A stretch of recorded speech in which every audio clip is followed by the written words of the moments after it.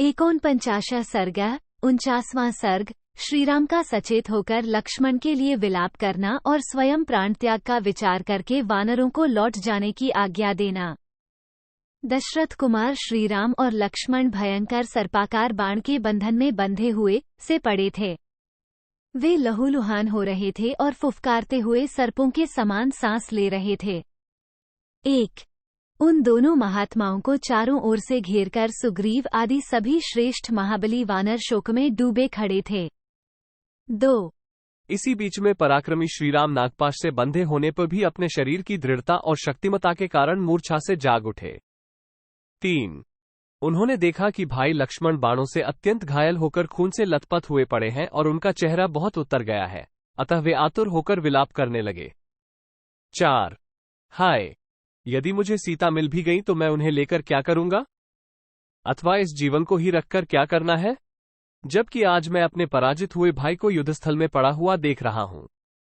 5 मत्रयलोक में ढूंढने पर मुझे सीता जैसी दूसरी स्त्री मिल सकती है, परंतु लक्ष्मण के समान सहायक और युद्धकुशल भाई नहीं मिल सकता। 6 सुमित्रा के आनंद को बढ़ाने वाले लक्ष्मण यदि जीवित न रहे तो मैं वानरों के देखते देखते अपने प्राणों का परित्याग कर दूंगा। 7 लक्ष्मण के बिना यदि मैं अयोध्या को लौटूं तो माता कौशल्या और कैकेयी को क्या जवाब दूंगा तथा अपने पुत्र को देखने के लिए उत्सुक हो बछड़े से बिछुड़ी गाय के समान कांपती और कुर्री की भांति रोती बिलखती माता सुमित्रा से क्या कहूंगा, उन्हें किस तरह धैर्य बंधाऊंगा। 8-9 मैं यशस्वी भरत और शत्रुघ्न से किस तरह ये कह सकूंगा कि लक्ष्मण मेरे साथ वन को गए थे, किंतु मैं उन्हें वहीं खोकर उनके बिना ही लौट आया हूं। दोनों माताओं सहित सुमित्रा का उपालंभ मैं नहीं सह सकूंगा, अतः यहीं इस देह को त्याग दूंगा। अब मुझ में जीवित रहने का उत्साह नहीं है। 11 मुझ जैसे दुष्कर्मी और अनार्य को धिक्कार है, जिसके कारण लक्ष्मण मरे हुए के समान बाण शैया पर सो रहे हैं। 12 लक्ष्मण, जब मैं अत्यंत विषाद में डूब जाता था उस समय तुम ही सदा मुझे आश्वासन देते थे, परंतु आज तुम्हारे प्राण नहीं रहे, इसलिए आज तुम मुझ दुखिया से बात करने में भी असमर्थ हो। 13 भैया, जिस रणभूमि में आज तुमने बहुत से राक्षसों को मार गिराया था, उसी में शूरवीर होकर भी तुम बाणों द्वारा मारे जाकर सो रहे हो। 14 इस बाण शैया पर तुम खून से लथपथ होकर पड़े हो और बाणों से व्याप्त होकर अस्ताचल को जाते हुए सूर्य के समान प्रकाशित हो रहे हो। 15 बाणों से तुम्हारा मर्मस्थल विदीर्ण हो गया, इसलिए तुम यहां बात भी नहीं कर सकते।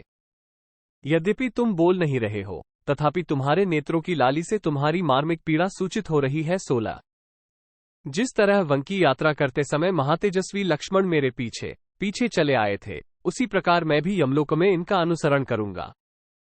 17 जो मेरे प्रिय बंधुजन थे और सदा मुझ में अनुराग एवं भक्तिभाव रखते थे, वे ही लक्ष्मण आज मुझ अनार्य की दुर्नीतियों के कारण इस अवस्था को पहुंच गए। मुझे ऐसा कोई प्रसंग याद नहीं आता जबकि वीर लक्ष्मण ने अत्यंत कुपित होने पर भी मुझे कभी कोई कठोर या अप्रिय बात सुनाई हो। 19 लक्ष्मण एक ही वेग से 500 बाणों की वर्षा करते थे, इसलिए धनुर्विद्या में कार्तवीर्य अर्जुन से भी बढ़कर थे।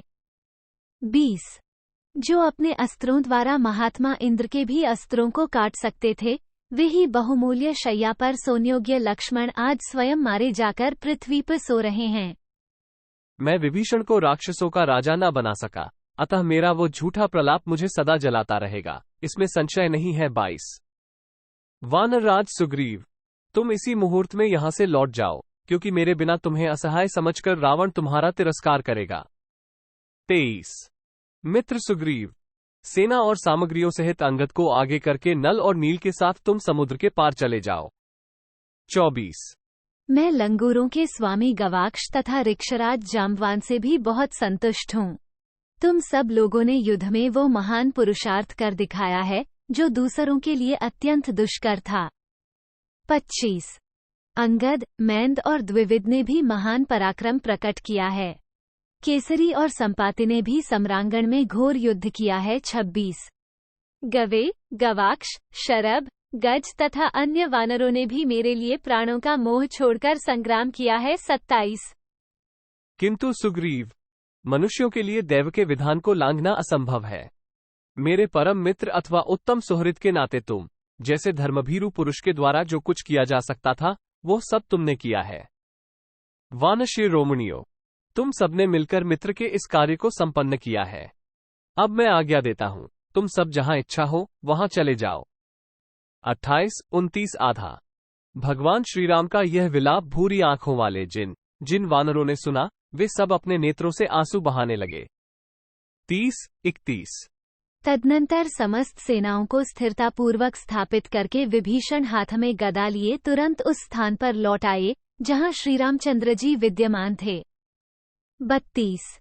काले कोयलों की राशि के समान कृष्ण कांति वाले विभीषण को शीघ्रतापूर्वक आते देख सब वानर उन्हें रावण पुत्र इंद्रजित समझकर इधर उधर भागने लगे। 33। इत्यार्षे श्रीमद् रामायणे वाल्मीकि आदिकाव्ये युद्धकांडे 49 सर्गा 49। इस प्रकार श्री वाल्मीकि निर्मित आश्रामायण आदिकाव्य के युद्धकांड में 49वां सर्ग पूरा हुआ। 49।